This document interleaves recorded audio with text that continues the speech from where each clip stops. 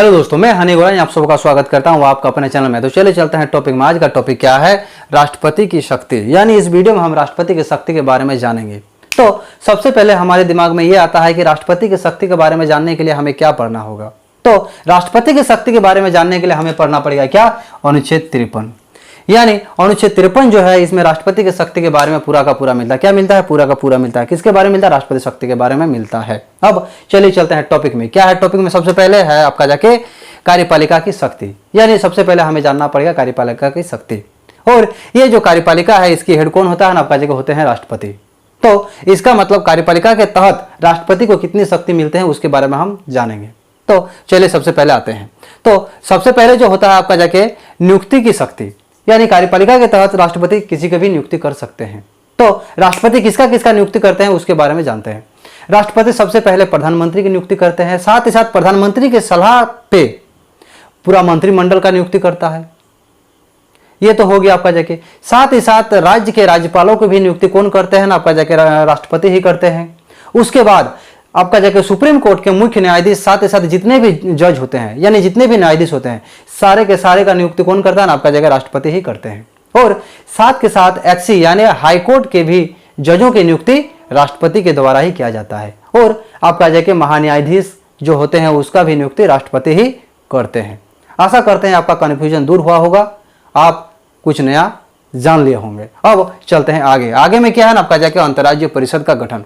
अंतर्राज्यीय परिषद जो गठन है, इसका कितना अनुच्छेद में मतलब वर्णन है? इसका वर्णन है कितना ना? आपका जाके 263।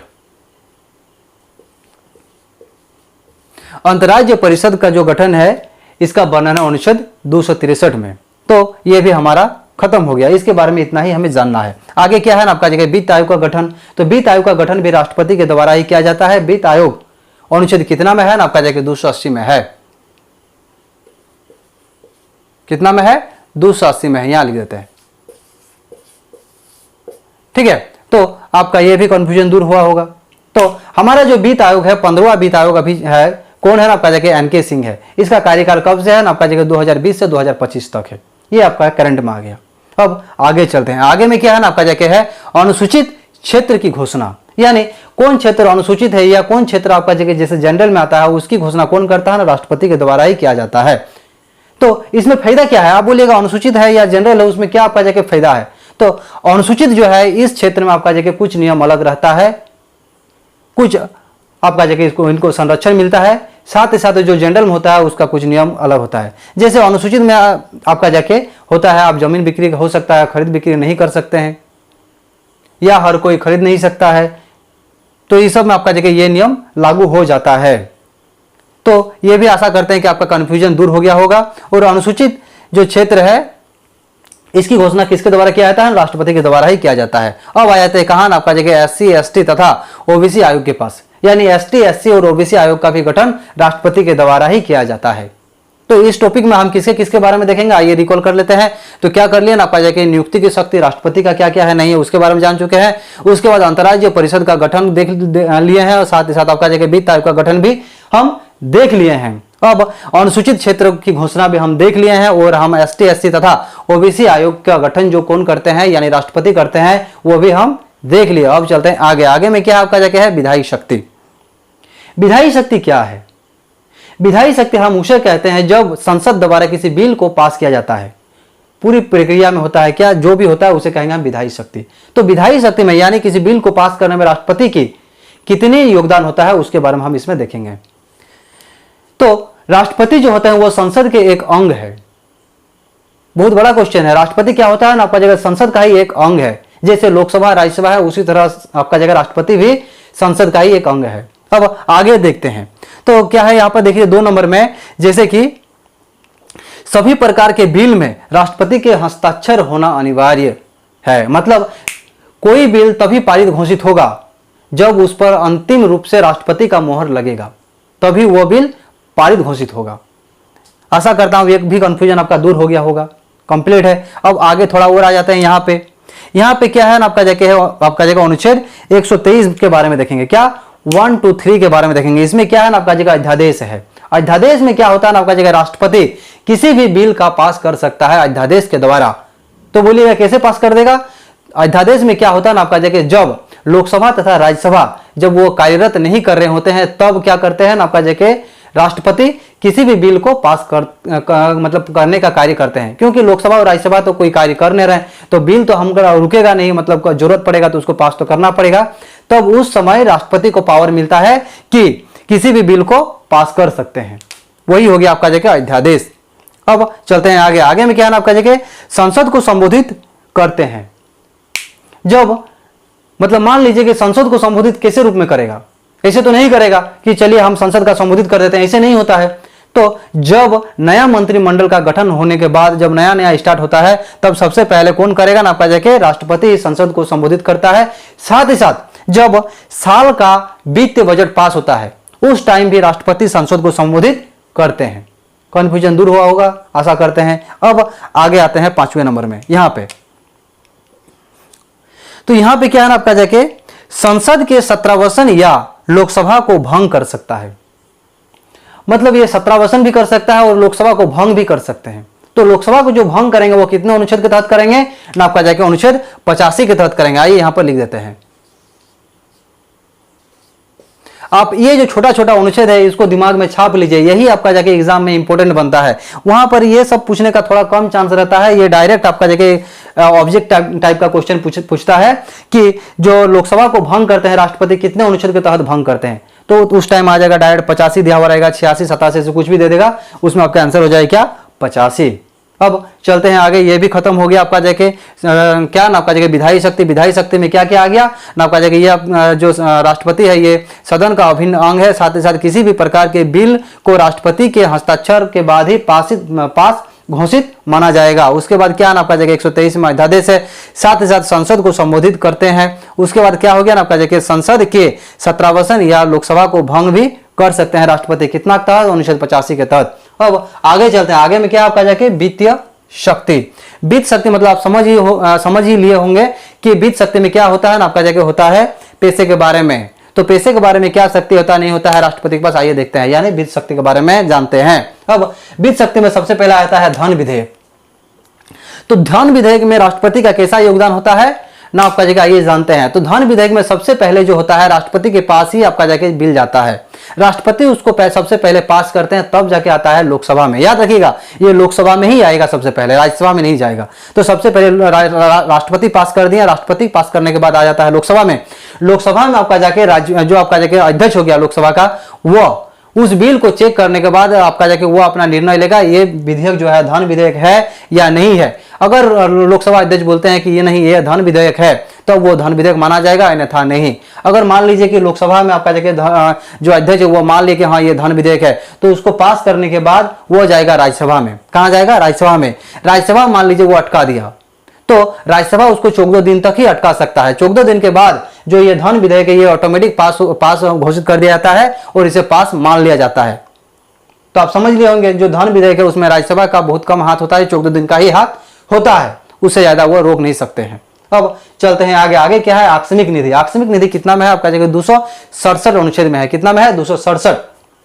अब आते हैं क्या ना आपका जाके तीसरा नंबर में इसमें आ जाते हैं। इसमें क्या है? वार्षिक वित्त लेन देन, यानी वार्षिक वित्तीय लेन देन में आपका जगह कितना अनुच्छेद में है? आपका जाके है 112 में है। इसमें भी आपका जगह क्या होता है ना आपका जगह राष्ट्रपति ही इसको पास करते हैं। मतलब लोकसभा में पास होने के बाद आपका जगह राज्यसभा में जाता है, राज्यसभा में भी पास होने के बाद आता है कहाँ ना आपका जगह आता है राष्ट्रपति के पास, राष्ट्रपति साइन करता है तब आपका जगह ये बिल पास होता है। तो ये हो गया हमारा कंफ्यूजन दूर। अब चलते हैं फिर से एक बार देख लेते हैं। ये जो धन विधेयक है कितना में आता है ना आपका जाके 110 में आता है। ये भी ऑब्जेक्टिव क्वेश्चन आ सकता है, इसमें अक्सर देखा ही गया है। तो वित्त शक्ति में क्या क्या आ गया? धन विधेयक आ गया, आकस्मिक निधि आ गया 267 में आपके। उसके बाद आ गया क्या ना आपका जगह वार्षिक वित्त लेन देन आ गया 112 में। तो ये हमारा धन वित्त विधेयक खत्म हो गया। अब आते हैं किसमें? न्यायिक शक्ति में आते हैं। न्यायिक शक्ति में क्या होता है ना राष्ट्रपति का सबसे बड़ा कार्य तो न्यायिक शक्ति ही होना चाहिए। अब देखते हैं न्यायिक शक्ति में क्या है। न्यायिक शक्ति में राष्ट्रपति अनुच्छेद 72 के तहत किसी भी प्रकार के दोषी को क्षमादान या उसके दोष को घटा बढ़ा सकते हैं। इस किसके तहत ना? अनुच्छेद 72 के तहत। ये ऑब्जेक्टिव आप अपना एकदम दिमाग में छाप लीजिए अनुच्छेद 72 को। ये हर आपका जाके 5वां एग्जाम में आता ही है, दूसरा एग्जाम नहीं बोलेंगे क्योंकि और भी बहुत सारे क्वेश्चंस है, लेकिन 5वां 6ठा एग्जाम में, मान लीजिए आप 5 एग्जाम बैठे तो आपको एक एग्जाम में ये क्वेश्चन मिल ही सकता है। तो ये जो है क्षमादान किसके तहत राष्ट्रपति करते हैं ना, 72 के तहत करते हैं। साथ ही साथ अनुच्छेद 143 के बारे में जानते हैं। 143 में क्या है ना, आपका जाके राष्ट्रपति सलाह लेते हैं सुप्रीम कोर्ट से। तो सुप्रीम कोर्ट से सलाह लेते हैं कितने के तहत ना, आपका जाके 143 के तहत। और ये जो सलाह लेते हैं राष्ट्रपति, इसको मानना या ना मानना राष्ट्रपति के ऊपर निर्भर करते हैं। हो सकता है ये सलाह लेने के बाद ना माने कि नहीं हम तुमसे सहमत नहीं है, हम नहीं मानेंगे, तो राष्ट्रपति का अपना वो स्वविवेक होता है कि माने कि ना माने।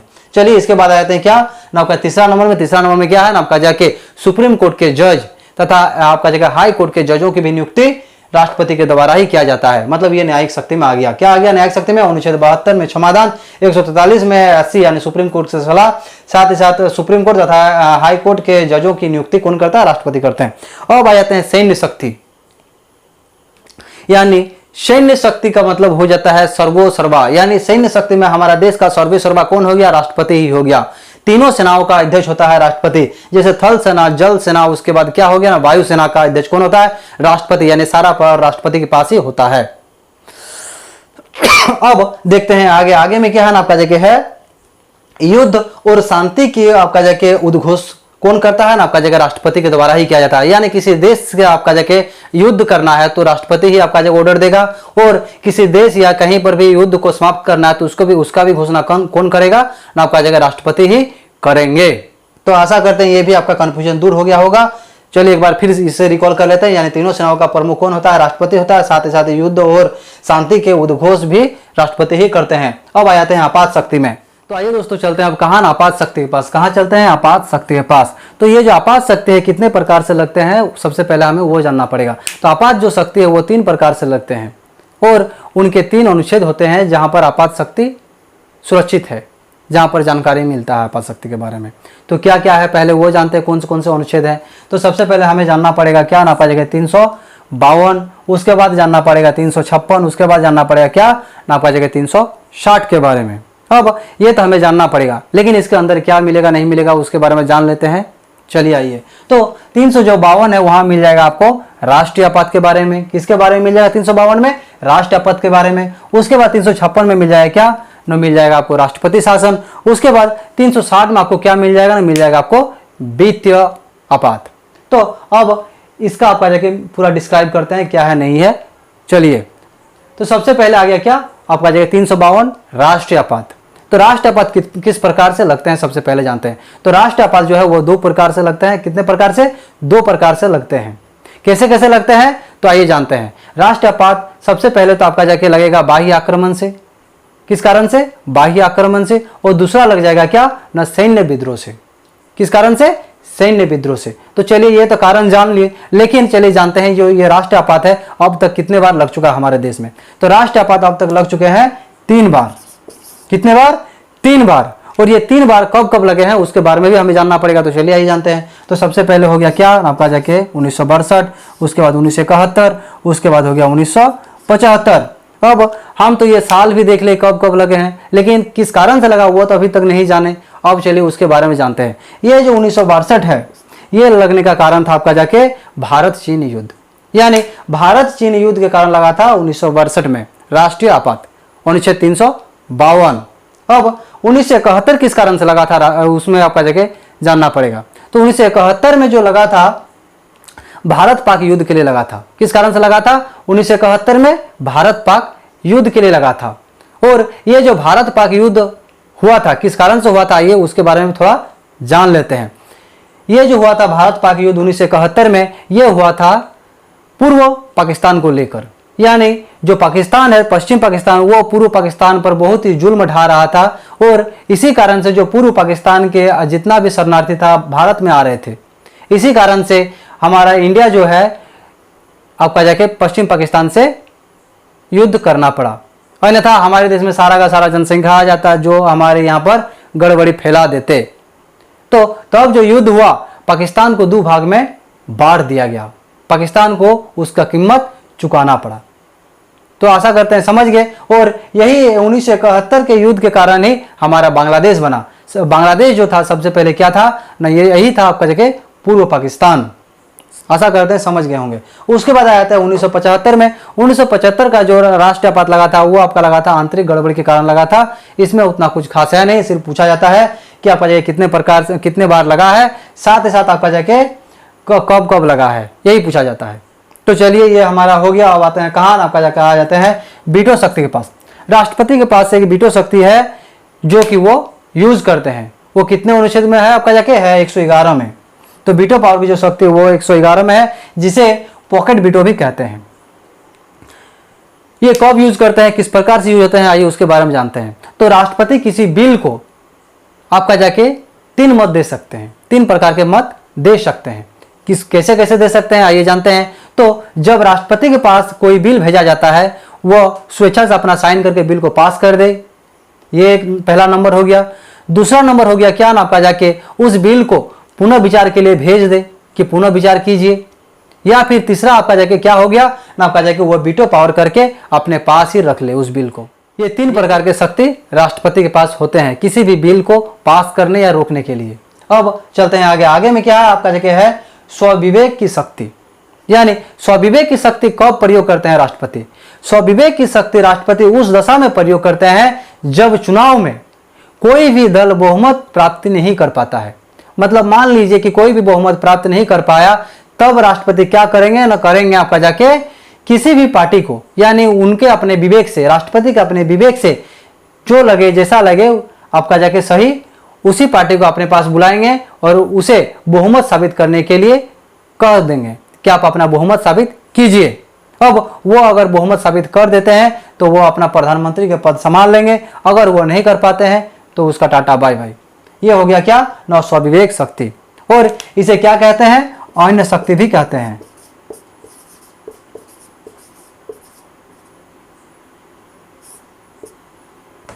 ठीक है, तो चलिए ये टॉपिक हमारा यहीं पे खत्म हुआ। ये वीडियो कैसा लगा नहीं लगा कमेंट बॉक्स में कमेंट कीजिए, साथ ही साथ वीडियो को लाइक कीजिए और ज़्यादा से ज़्यादा शेयर कीजिए। और आशा करते हैं कि आप अच्छे हैं, स्वस्थ हैं। चलिए चलते हैं, टेक केयर।